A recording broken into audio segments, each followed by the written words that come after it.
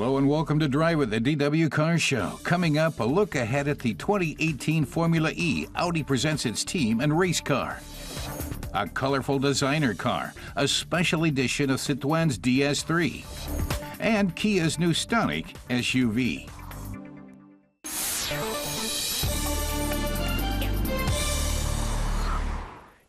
Car tester Ronnie Levstek observes that Kia too is riding the SUV wave. The Stonic is Kia's fourth SUV. As a subcompact crossover, this new one is meant to appeal mainly to young buyers.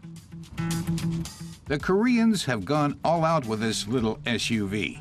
The Stonic's lifestyle factor is calculated to lure buyers away from the Renault Captur and the Peugeot 2008. The message is simple. The mini SUV can take the place of a compact station wagon or van. The Stonic features the popular high seat position, coveted SUV look, and relatively generous space.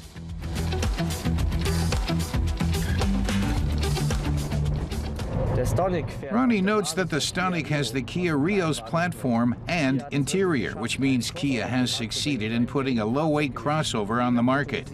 Depending on the engine, the vehicle weighs between 1,145 and 1,349 kilos. Less weight on the front axle means better feedback from the suspension and more agility on the road.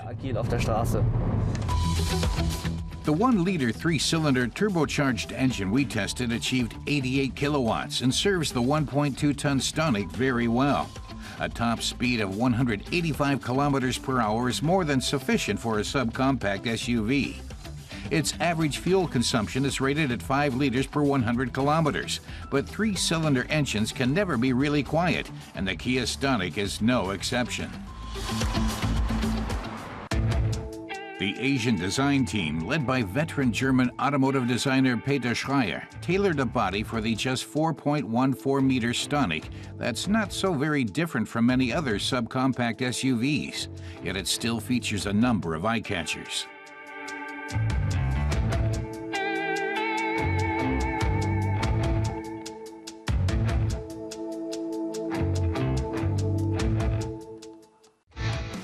The cockpit amounts to a well-organized workspace with a touchscreen mounted front and center. The materials and workmanship are quite solid. Basic equipment on the Stonic includes the infotainment system with Apple CarPlay and Android Auto, and of course, air conditioning.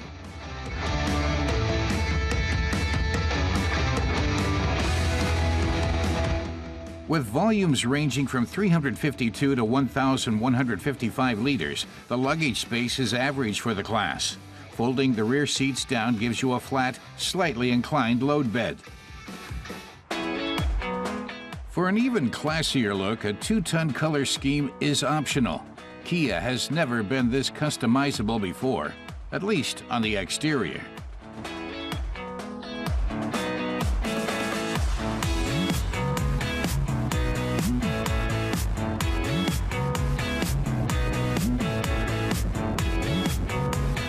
The Stonic is a cool, smart SUV with the right proportions and design all around.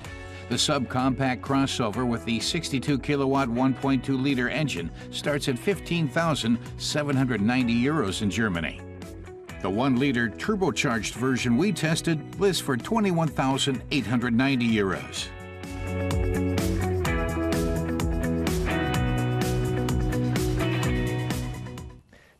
Ronnie concludes that Kia's SUV and crossover family's smallest member is brimming with self-confidence. The choice of 29 single and 2-tone paints, 3 interior color schemes, and 4 equipment packages definitely has something for everyone.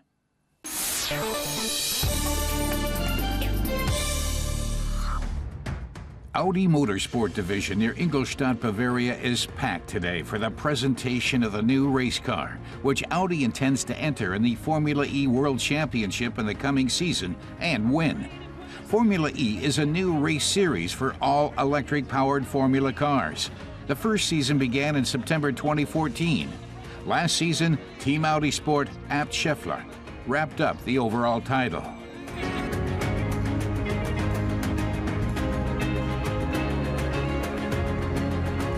Racing Peter Mertens, a board member of Audi's technical development division, says racing is in the company's DNA. Electric mobility is important to the company, so of course it's taking part in the Formula E, an extremely interesting platform. In the long term, developments in motorsports fuel developments in cars for volume production.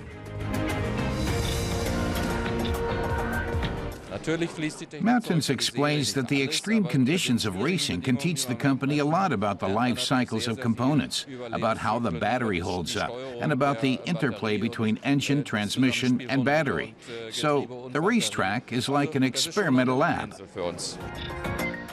Audi gives 100% support to the racing team Hans-Jürgen Abt founded in 2014.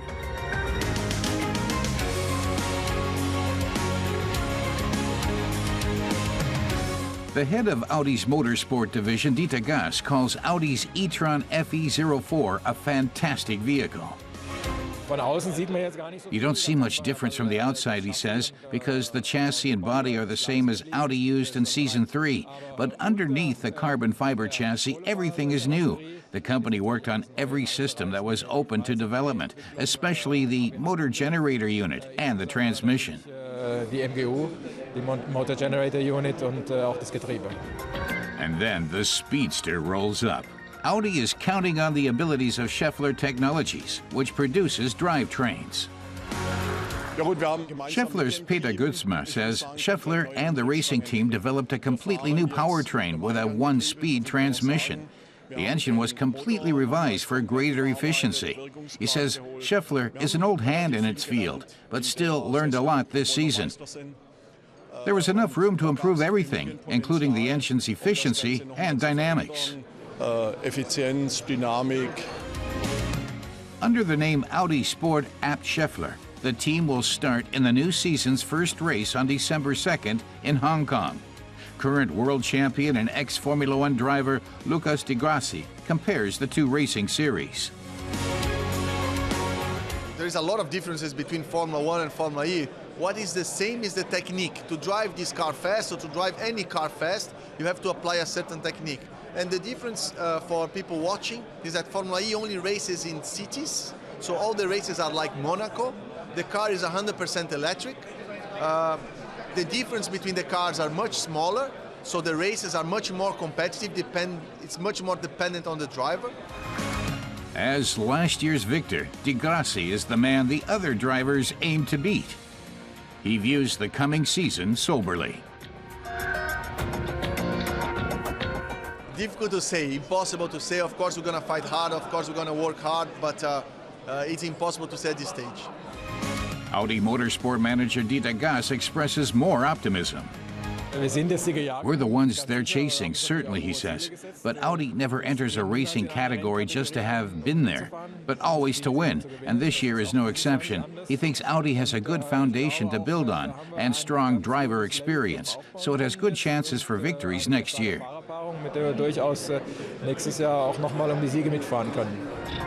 The company's commitment to the Formula E makes it the German auto industry's electric mobility pioneer. BMW, Mercedes, and Porsche won't be far behind.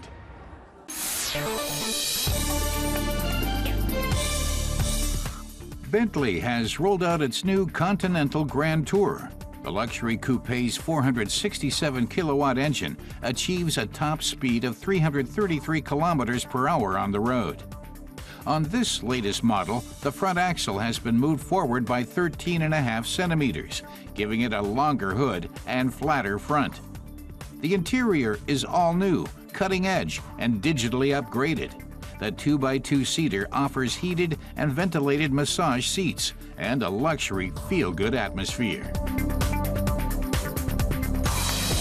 BMW has given a preview of its new top model in the X family, the X7 Concept I Performance.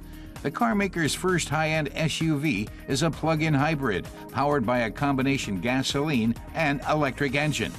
On electric drive, the X7i Performance puts out zero emissions. The SUV seats up to 6 people.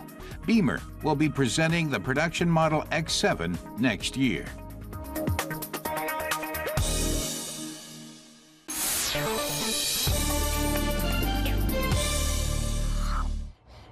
Car tester Ines Petri is certain the version of Citroën's DS3 that she's trying out is a woman's car. One clue is a picture of a fawn called Leon on the key. This little deer is the logo of French designer Inès de la Fressange. She was a model and an inspiration for Karl Lagerfeld, and then became a fashion designer herself. Now she's partnered with Citroën's high-end sub-brand DS to create a new look for the DS3. On the outside, it's identifiable by the red mirrors, the red wheel hub logos, and the blue, white, and red striped trim inspired by old airmail envelopes running along the rear windshield's bottom edge.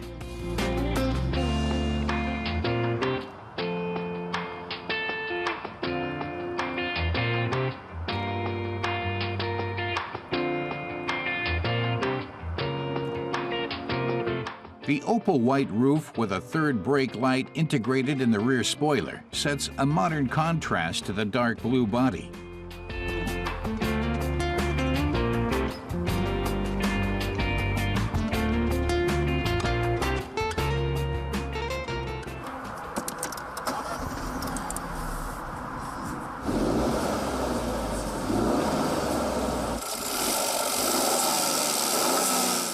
Buyers can choose between a 73 kilowatt engine with automatic transmission and 96 kilowatts with a 6-speed manual transmission. We tested the stronger gasoline-powered engine. It pulls the car from 0 to 100 kilometers per hour in 8.9 seconds. The 230 Newton meters maximum torque come into play from upwards of 1,750 revs per minute and give the little DS plenty of zip. Ines thinks the 96 kilowatt engine is ideal for the car. Even in 6th gear, she had enough power in reserve to make driving on the Autobahn fun. The Designer Edition is also available as a convertible. A soft black fabric top takes the place of the white roof. The special edition is limited to only 200 cars worldwide. That works out to just 10 hardtop and 15 convertible versions of the nearly 4-meter-long Super Mini for the German market. Exclusive design has its price. Our test vehicle cost 27,370 euros in Germany. That's roughly 5,000 euros more than the best-equipped normal DS3 model with an identical motor. The designer has left her signature on the interior as well. The granite blue, grained leather seats pick up on the 3-color airmail theme.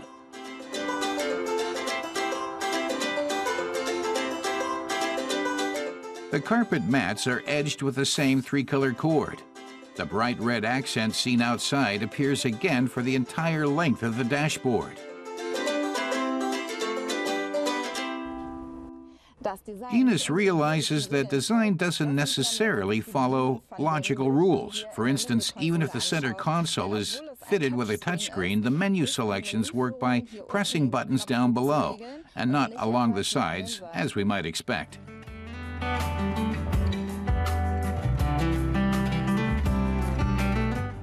The buttons for the air conditioning are right where they belong. The indicator has a little round screen of its own.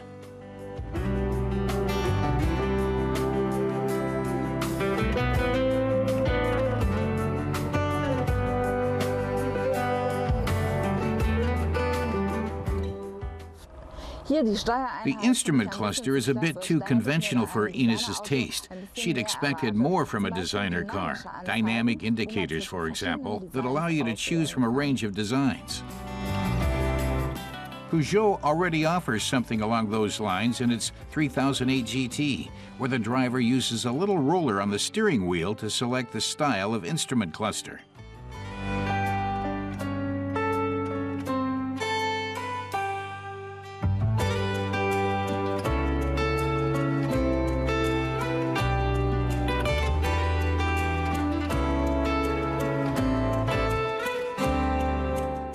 But then, the DS3 has a perfume dispenser and an illuminated mirror set in the sun visor.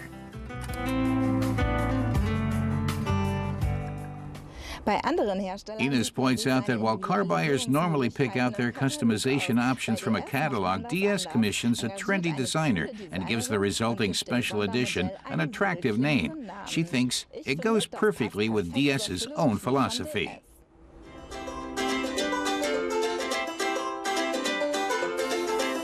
After all, Citroën has positioned its sub-brand as a car maker that highly values exclusive design.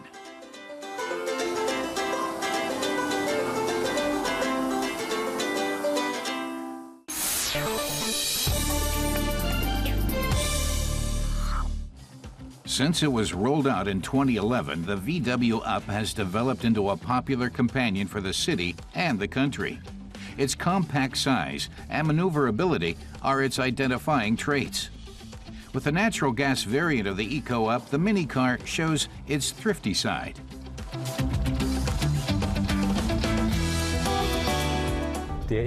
Emanuel Schaefer says little distinguishes the EcoUp from its brothers, as you notice when driving. It has a little less power than the 1-liter gasoline engine, but in daily usage, that's not noticeable. It's just as maneuverable as the other models, too. But those expecting a great leap forward in sportiness from the EcoUp won't find it. It needs 16.3 seconds to accelerate from 0 to 100 kilometers an hour. No wonder, since under the hood is only a 50-kilowatt engine that doesn't reach its maximum torque of 90 Newton meters until it produces 3,000 revs.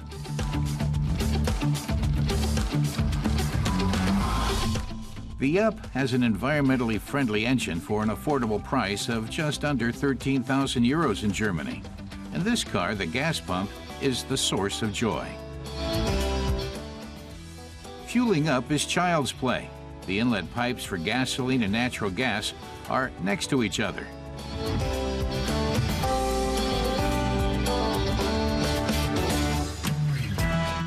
The natural gas tank holds 11 kilograms, enough for around 300 kilometers.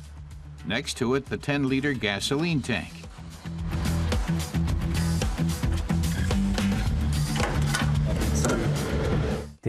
Emanuel tells us the EcoUp has a reserve gasoline tank, but it's mostly untouched. When it's colder than 10 below 0 Celsius, or the driver had just pumped in natural gas, then the gasoline engine will ignite first. After a short while, the natural gas takes over. The only thing the driver notices is that the gauge needle shifts from the gasoline area to the natural gas indicator.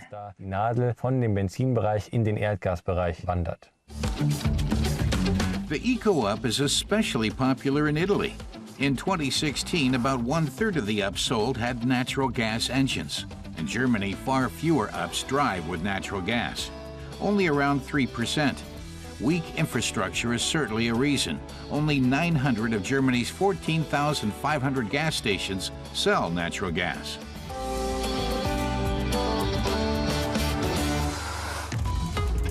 After the facelift it underwent last year, the outer appearance of the Up has become more individualistic.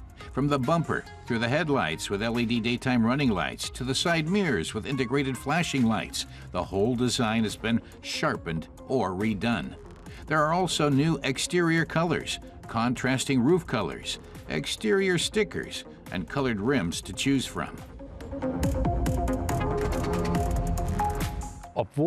Emanuel tells us that even though the natural gas tank is below the trunk, it still has lots of space for a city car.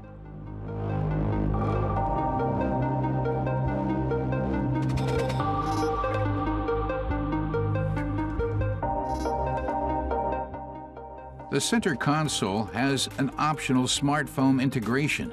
Plug in the device or connect via Bluetooth, and the Volkswagen app turns the smartphone into an infotainment system with a navigation function and onboard computer.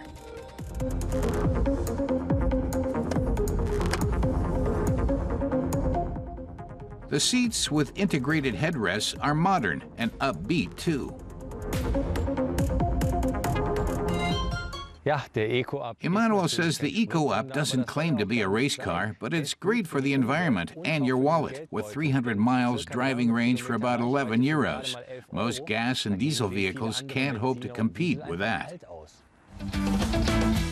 You do have to make frequent trips to the recharging station, and natural gas isn't available at all service stations in Germany. It's a shame that this environmentally friendly alternative isn't getting more attention.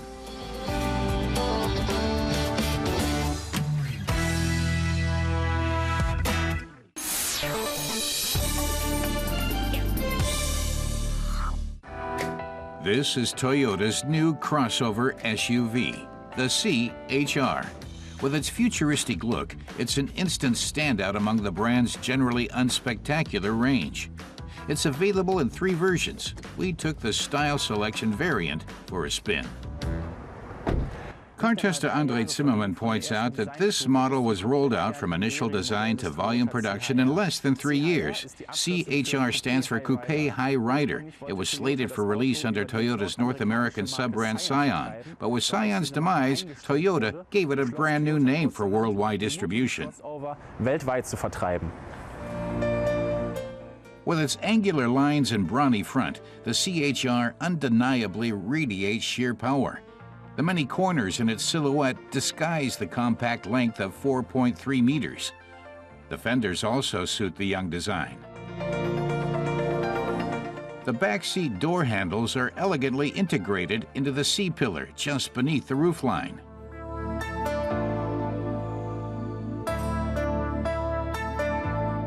The outward protruding taillights lend the car a modern, self-confident appearance.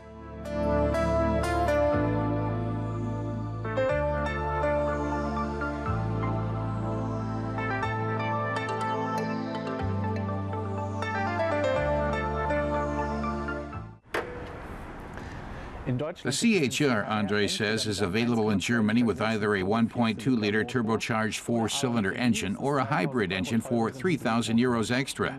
The approximately 110-kilowatt 2-liter engine is only available in the U.S. But Andre regrets that neither the American nor the German market CHR is equipped with a really powerful turbocharged engine. Taking 10.9 seconds to accelerate from 0 to 100 kilometers an hour, the Toyota CHR isn't as sporty as it looks. Though sluggish, it scores points for low fuel consumption. At just 6 liters per 100 kilometers, it's suitable for longer journeys.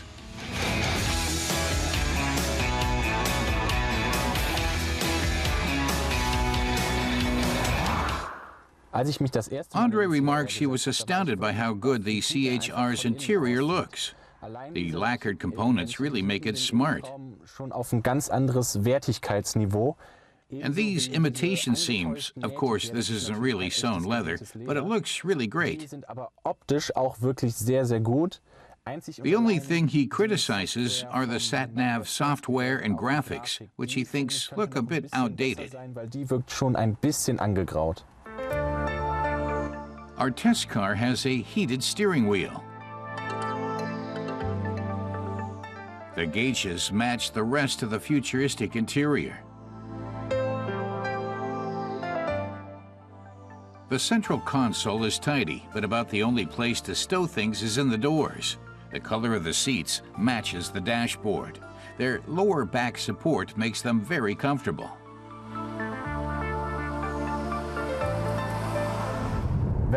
Andre says that there are various ways of braking when approaching a curve or a traffic light.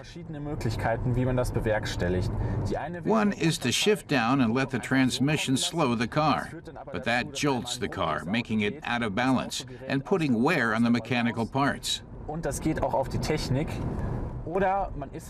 Or, if you're an experienced driver, you can double clutch, but it's not so easy to find the perfect pressure points at the same time on all 3 pedals. That's why Toyota installed the IMT system, a fancy name for an automatic double clutching system. When you shift down, the car automatically uses targeted fuel burst to adjust the revs between the transmission and the engine, so that the car uses the engine braking effect witut jerking or wear and tear.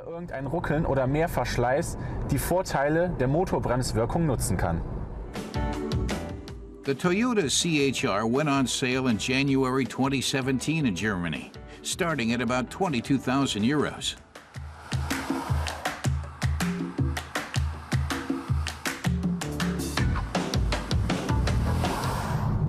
Andre says the CHR is a good car, of course, but he would have preferred it without the unnecessarily high ground clearance and with a bigger, sportier engine. He thinks this design would fit a sporty compact. Whether an SUV needs such an aggressive design is another question.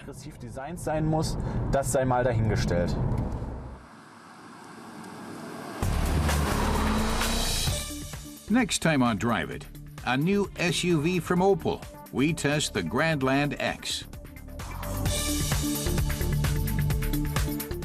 And autonomous driving from Audi, testing the A8 with a traffic jam pilot.